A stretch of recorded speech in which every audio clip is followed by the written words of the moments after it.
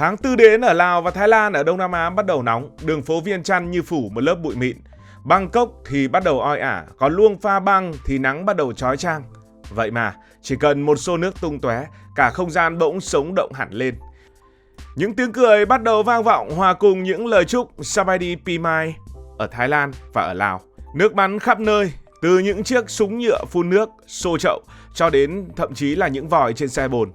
Tết té nước có tên là Bun Pimai ở Lào hay Songkran ở Thái Lan không chỉ là dịp để giải nhiệt giữa cái nóng mùa khô. Nó giống như một câu chuyện dài được dòng nước kể lại qua những con sông lấp lánh và những ngôi chùa cổ kính, bên cạnh những nụ cười rạng rỡ. Tại sao ở Thái Lan và Lào lại có Tết té nước? Cả Lào và Thái Lan đều ôm lấy dòng sông Mekong, con sông như mạch máu nuôi sống những cánh đồng lúa trải dài. Ở Lào, hàng ngàn con suối nhỏ từ các dãy núi đổ về Mekong, tạo ra một mạng lưới sông ngòi chằng chịt.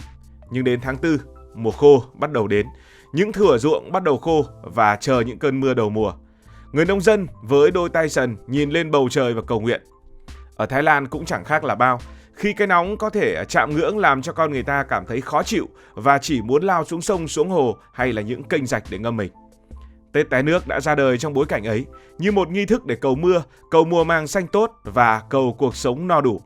Ở Luang Prabang, thành phố di sản bên dòng sông Nam Khan, người dân múc nước sông lên, nhẹ nhàng dưới lên tượng Phật trong các ngôi chùa, rồi tung tóe khắp đường phố, như thể mang phước lành đến từng mái nhà.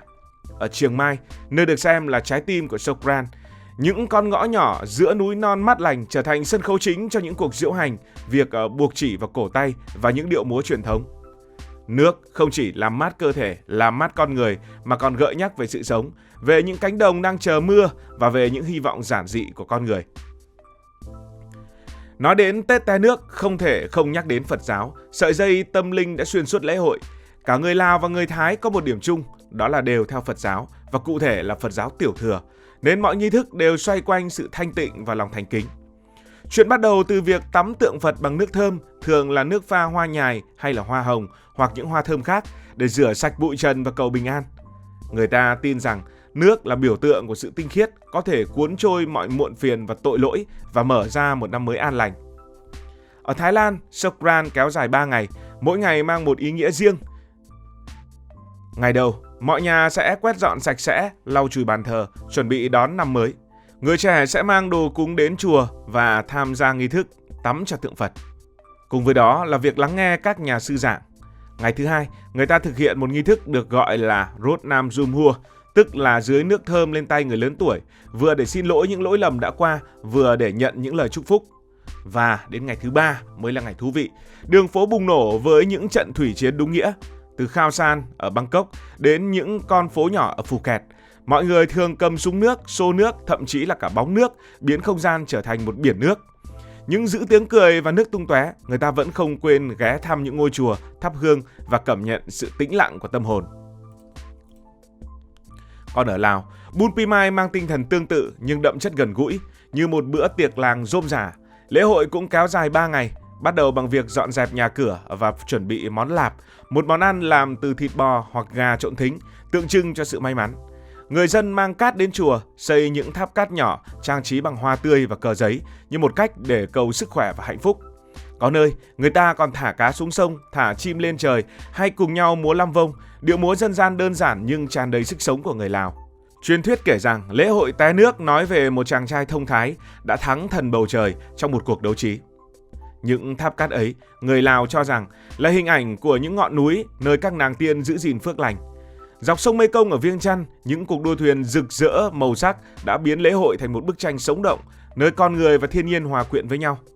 Dòng nước, từ những nghi thức trang nghiêm trong chùa cho đến những trận cười đùa ngoài phố, như một lời nhắc nhở rằng mọi thứ đều có thể làm mới, mọi thứ đều có thể làm sạch, mọi thứ đều có thể gột rửa, chỉ cần chút niềm tin và lòng tử tế. Tham gia vào Tết té nước, bạn sẽ thấy mình như hòa vào một dòng chảy lớn, nơi mọi ranh giới dường như là tan biến. Nhưng để tận hưởng lễ hội một cách trọn vẹn và tôn trọng văn hóa, có một vài điều cần lưu ý. Trước hết, hãy dành thời gian để ghé qua một ngôi chùa, xem người dân tắm tượng Phật hay lắng nghe những nhà sư chia sẻ những câu chuyện đầy ý nghĩa của lễ hội. Khi vào chùa, nhớ mặc đồ kín đáo, áo dài tay, quần dài và cởi giày trước khi bước vào. Đừng vô tình chạm vào đầu ai, vì trong văn hóa Thái và Lào, đầu là phần thiêng liêng nhất của cơ thể. Nếu mà ra đường để té nước, hãy chuẩn bị quần áo dễ khô, túi chống nước để bảo vệ điện thoại và những giấy tờ mang theo. Đừng ngạc nhiên nếu mặt bạn bị bôi bột mì hay là phấn trắng, bởi vì đó là cách người Thái trừ tà và cầu may, một nét độc đáo của Songkran. Nhưng hãy cẩn thận, vì lễ hội đông vui cũng tiềm ẩn những rủi ro. Ở Thái Lan, Songkran vào năm 2023 ghi nhận hơn 2.000 vụ tai nạn, phần lớn do bất cẩn.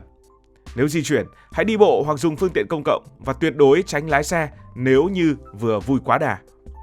Khi té nước lên người lớn tuổi, hãy làm nhẹ nhàng, dùng nước sạch hoặc nước thơm để thể hiện sự kính trọng thay vì đổ cả xô như với bạn bè.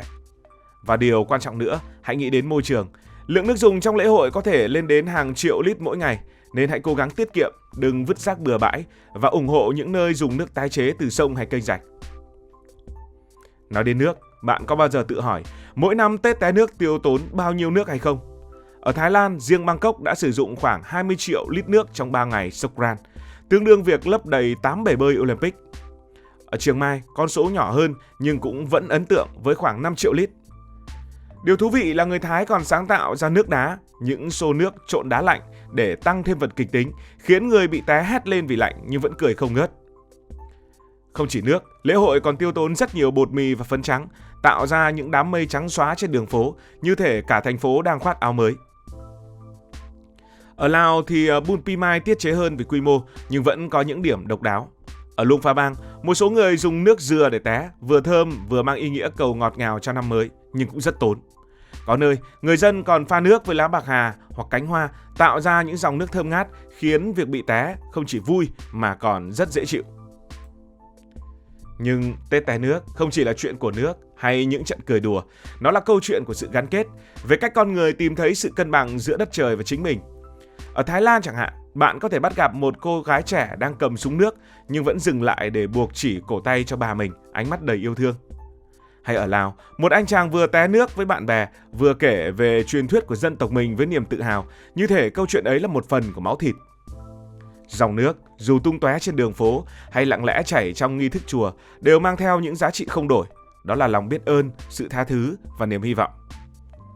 Những sợi chỉ đỏ buộc trên cổ tay người tham gia lễ hội không chỉ là vật cầu may mà còn là lời nhắc về sự kết nối giữa các thế hệ. Hay những con thuyền lướt trên sông Mekong trong tiếng hò reo không chỉ là cuộc thi mà còn là biểu tượng của sự đoàn kết khi cả cộng đồng cùng hướng về chung một mục tiêu. Một điều thú vị nữa là Tết té nước không chỉ giới hạn ở Lào hay ở Thái Lan mà nó còn lan tỏa đến các cộng đồng người Thái, người Lào ở nước ngoài, từ Mỹ đến Úc hay thậm chí là cả Việt Nam. Ở Los Angeles, nơi có đông người dân Thái sinh sống, Songkran được tổ chức với các lễ hội đường phố dù quy mô nhỏ hơn, tiết chế hơn. Người ta vẫn té nước, vẫn buộc chỉ cổ tay và vẫn nấu những món ăn truyền thống. Điều này cho thấy sức sống của Tết té nước không chỉ là một lễ hội địa phương mà còn là một di sản văn hóa vượt biên giới. Ở Lào, Bun Pi Mai còn có một nét độc đáo khác, đó là nghi thức Nang Sang Khan, nơi các cô gái trẻ mặc áo truyền thống tham gia diễu hành và được chọn làm nữ hoàng năm mới. Những cô gái này không chỉ đại diện cho vẻ đẹp mà còn cho lòng tốt và sự thông thái như một lời chúc cho năm mới tràn đầy sức sống. Tết té nước cũng không thiếu những câu chuyện hài hước và bất ngờ. Ở Bangkok, có năm một nhóm du khách nước ngoài tưởng Tết té nước là trận chiến tự do, nên dùng cả nước bẩn từ kênh rạch, khiến người dân địa phương vừa buồn cười, vừa tức và vừa phải giải thích. Ở Luông Pha Bang, có người còn dùng cả nước mắm thay vì nước thơm, làm cả khu phố có một mùi gì đó rất cá. Những khoảnh khắc như vậy dù ngớ ngẩn lại làm lễ hội thêm phần sống động, như một lời nhắc nhở rằng cuộc sống chẳng cần phải hoàn hảo để đáng nhớ.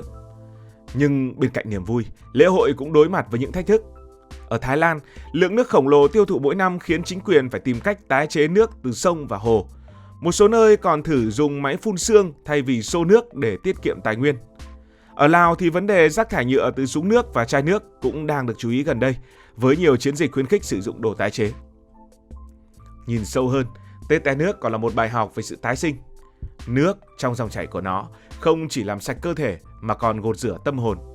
Khi bạn đứng ở Bangkok, bị một xô nước lạnh dội lên người, bạn có thể hét lên nhưng rồi sẽ cười và quay lại phản công và nhận ra rằng mọi muộn phiền dường như đã trôi đi. Hay khi bạn ở Luông Pha Bang, nhìn những tháp cát nhỏ trong sân chùa, bạn sẽ cảm nhận được sự tĩnh lặng, như thể thời gian đang chậm lại để bạn suy ngẫm về những điều thực sự quan trọng. Lễ hội này, với tất cả sự ồn ào và yên bình của nó, như một lời mời gọi. Sống hết mình đi, yêu thương và hãy tin rằng mọi thứ đều có thể bắt đầu lại. Thế nên, nếu một ngày bạn đến Lào hay Thái Lan vào tháng 4, hãy cầm lấy một xô nước, hòa vào dòng người và để chính mình trở thành một phần của câu chuyện ấy. Để dòng nước sẽ kể cho bạn nghe. Còn bây giờ, cảm ơn vì đã quan tâm theo dõi câu chuyện này.